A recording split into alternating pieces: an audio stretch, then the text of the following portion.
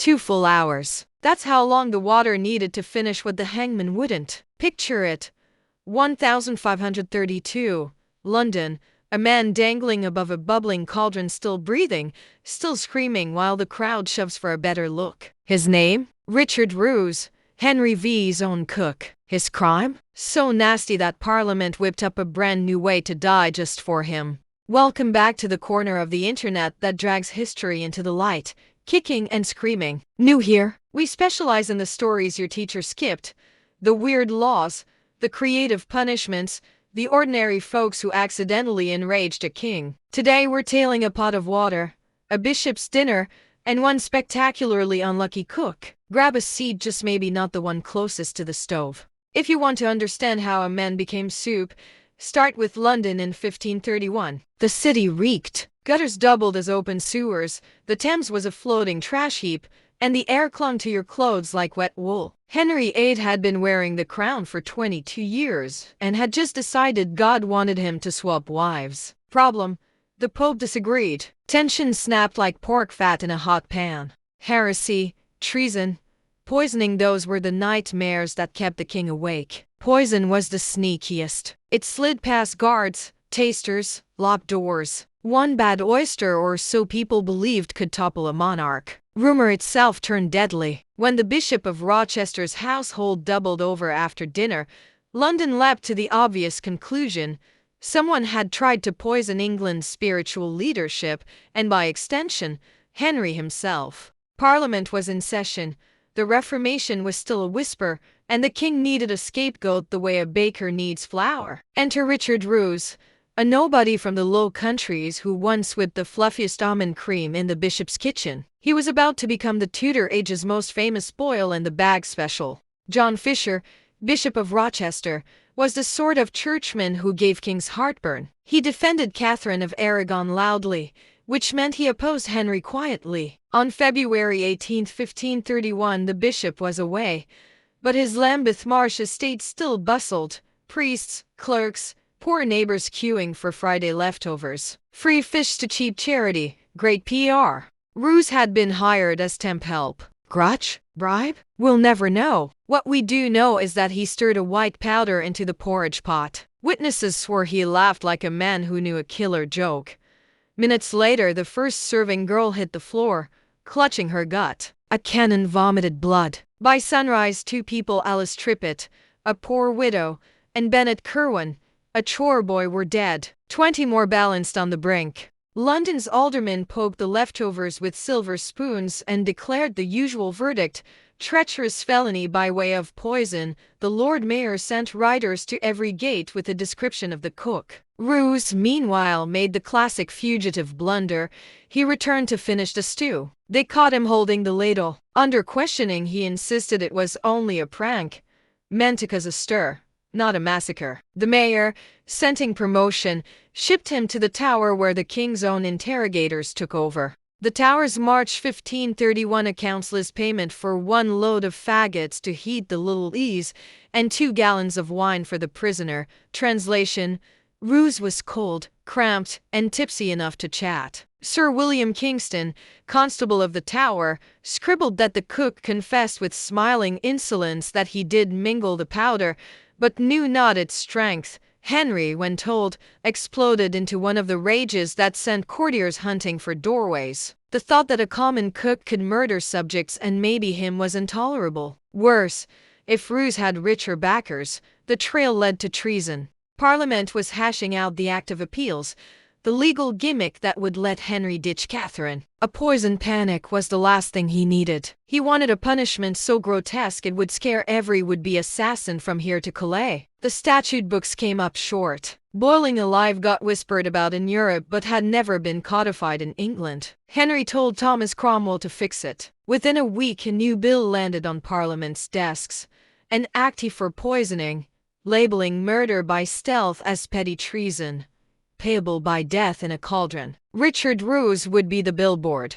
On March 28, 1531, royal assent was stamped in wax. Roose, still purple from interrogation bruises, became the first man in English history to discover the price of a joke that killed. Executions were Tudor Netflix, cheap, public, Everyone had opinions. Smithfield, the city's main meat market, already stank of blood from the day's butchery perfect set. The sheriffs borrowed a copper cauldron from the Brewers' Guild, big enough for a hog, sturdy enough for 2 hours of human thrashing. They threw up a platform so the crowd could catch every bubble. Kids rode parents' shoulders. Pie sellers threaded the mob shouting, "Hot eels!" At dawn on 15 April 1532, 13 months after the poisoning, the prisoner arrived tied to a hurdle dragged by a horse. He wore only a linen shirt, now yellow with prison grime. A priest walked beside him reciting the Miserere, but Roose kept interrupting.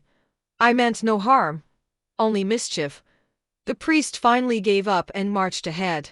Protocol demanded 3 dips, first to sear the skin, second to cook the flesh, third to finish. The water was already rolling when they stripped him. Eyewitness John Hughes wrote to Lord Lisle. He was led down by chains, feet first, then raised that all might behold the color change.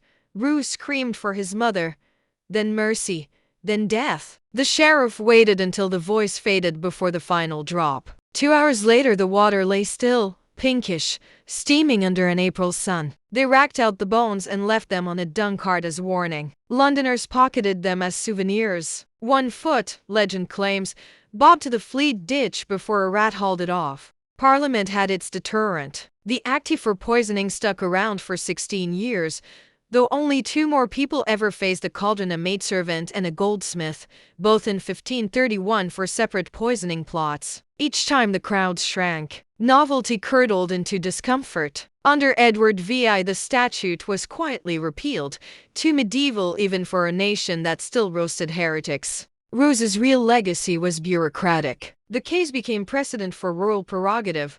If the king wanted a punishment that didn't exist, Parliament would invent it. That template later targeted Anne Boleyn, Catherine Howard, anyone who dented the Tudor brand. It also professionalized food security. Within a decade, noble households hired official tasters, locked spice cupboards, kept poison testing silver on every platter. Dinner had turned into a potential crime scene. As for John Fisher, the intended target, he lasted another 4 years before Henry's patience ran out. In 1535, Fisher lost his head on Tower Hill, condemned for refusing the oath of supremacy. One rumor swears the axeman muttered, "A quicker and then boiling," as the blade fell. Apocryphal or not, the line shows how Roose's fate slipped into gallows humor. Skeptics say boiling belongs in folklore. Yet we have multiple receipts. The Chronicle of the Grey Friars of London notes, Roose, cook, was boiled at Smithfield for poisoning of porridge.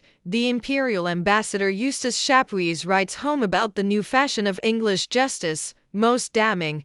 The 1531 parliamentary rolls survive in the National Archives. Henry's signature beside the note let him seethe. Physical evidence is thinner. Bones don't keep invoices, but the Brewers' Guild accounts list agreed cauldron lent to the sheriffs for the roosage of the traitor, entry dated April 1532. It matches the sheriff's expense sheet: 2 shillings to haul the cauldron, 8 pence for fuel, a penny for vinegar to quench the stench. You can't invent bureaucracy that dull. Modern scholars argue motive. Diaries from Cromwell's clerks hint the crown needed a sensational distraction while shoving the Act of Appeals through Parliament. A grisly execution buys headlines in any century. Did Roose act alone, or did agents provocateurs nudge him? We'll never know, but the paperwork shows a kingdom flexing new muscle. Henry didn't just want obedience. He wanted applause.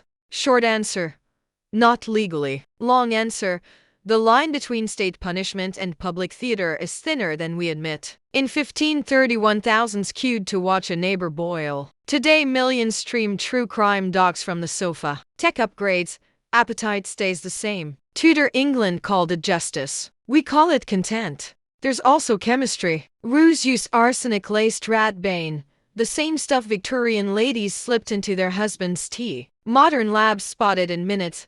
But in an era of polonium-laced sushi and Novichok door handles, poisoning hasn't retired. The state just stopped selling tickets to the aftermath.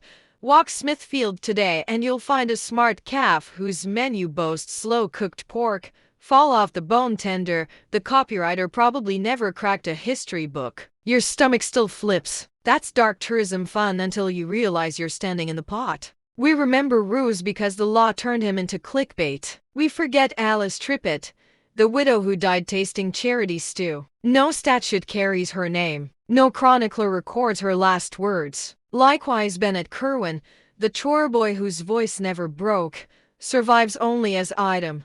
One child deceased in a coroner's note. Their deaths were the crime. Roose's was the spectacle. Parliament compensated survivors with £20 and a ton of wine, generous by Tudor standards, yet the bishop's household accounts show the money arrived months late and the wine had turned. The living moved on. The dead stayed dead. Fisher himself, when he later refused the king's oath, cited the poisoning as divine warning but never named the victims. In Tudor politics, collateral damage was spelled lowercase. History is a mirror that prefers the monster to the masses. We stare at Roose because isn't is grotesque, but maybe the real horror is how quickly we forget the names that never hit the statute book. Next time you pass a free soup kitchen, remember, charity can kill when power needs a headline. Hop off the tube at Barbican, head south toward the market. Smithfield is still ringed by butcher stalls, cobbles slick with hose water and fat. On the corner of Grand Avenue and Chicken Lane,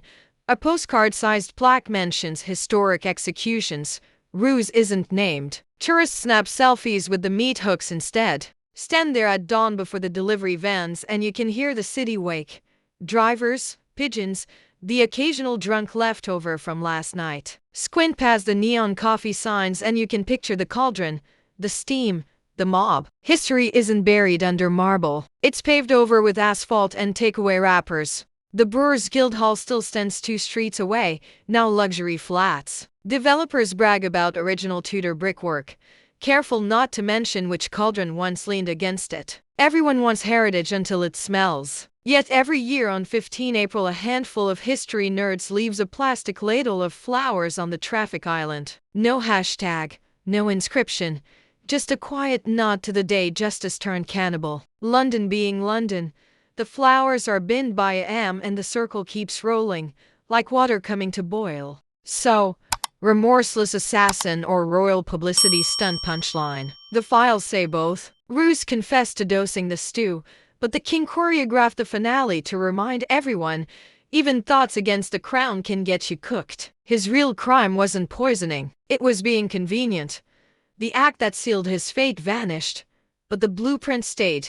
When the state needs a villain, due process is optional. From Tudor cauldrons to modern show trials, the tech gets updates, the strategy stays ancient. Bear that in mind next time a headline sells you simple monsters and simpler solutions. If you enjoyed dragging this chunk of the past into daylight, hit subscribe, no boiling required, and tell us below which historical punishment you think was worse. Until next time, keep your friends close, your spices closer, and maybe taste your own cooking before you serve it to a bishop.